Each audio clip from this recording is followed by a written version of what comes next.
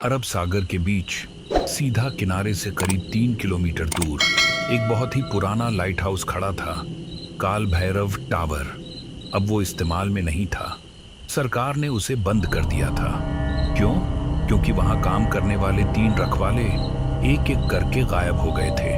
Arjun Malhotra, coastal security में नया अफसर, उसकी नई पोस्टिंग हुई थी। उसे आदेश मिला, टावर की लाइट अचानक चालू हो रही है, जाकर चेक करो। अर्जुन ने सोचा, कोई टेक्निकल गड़बड़ी होगी। रात के करीब 9 बज रहे थे। अर्जुन छोटी मोटरबोट से टावर की ओर चल दिया। समुद्र शांत था, लेकिन अजीब तरह से बहुत ज्यादा शांत, जैसे आवाज ही खत्म हो गई हो।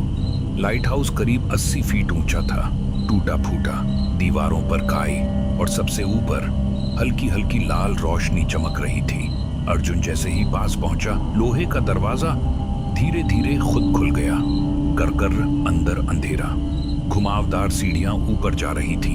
हर कदम पर धातु की आवाज, टन टन, जैसे खाली टावर उसके कदमों को गूंजा रहा हो। दीवार पर एक पुराना नोट चिपका था, अगर लाल रोशनी दिखे तो ऊपर मत जाना। अर्जुन हल्का हंसा, क्लासिक डराने वाला नोट, और आगे बढ़ गया। जैसे ही आधे रास्ते पर पहुंचा, उसने साफ सुना, ऊपर कोई चल रहा है, धीरे धीरे, थक थक, लेकिन रिपोर्ट में साफ लिखा था, टावर खाली है।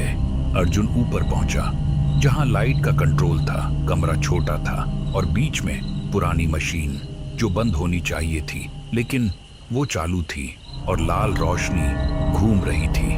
अर्जुन खिड़की के पास गया, नीचे समुद्र देखा और उसका दिल जम गया। समुद्र में दूर दूर तक कई नावें खड़ी थीं, स्थिर, जैसे किसी ने उन्हें रोक दिया हो।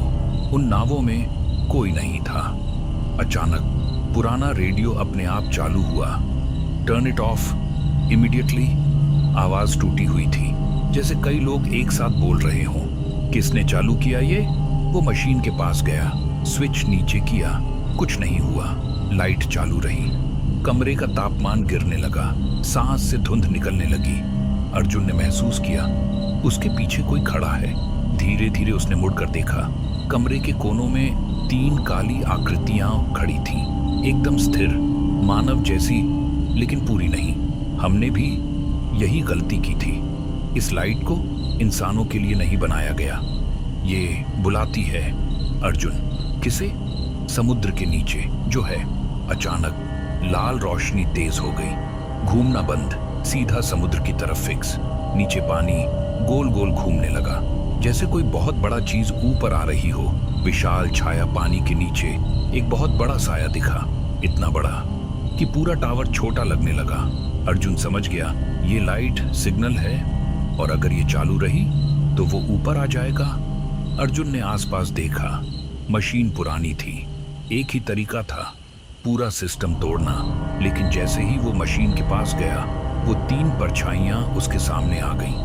मत करो, हम भी रोकना चाहते थे, लेकिन अब देर हो चुकी है। जब तक पूरी तरह देर ना हो जाए, तब तक देर नहीं होती। उसने लोहे की रॉड उठाई और पूरी ताकत से मशीन पर मारी।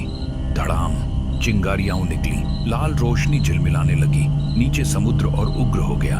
अर्जुन ने एक और वार किया।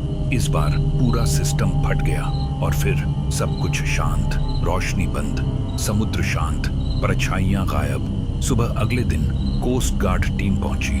टावर बंद था। अंदर अर्जुन बेहोश मिला। जब वो उसे बाहर ला रहे थे, एक अफसर ने दूर समुद्र की तरफ देखा और धीरे से बोला, सर, पानी में कुछ बहुत बड़ा अभी भी है। और उसी रात दूर क्षितिज पर एक हल्की लाल चमक फिर से दिखी।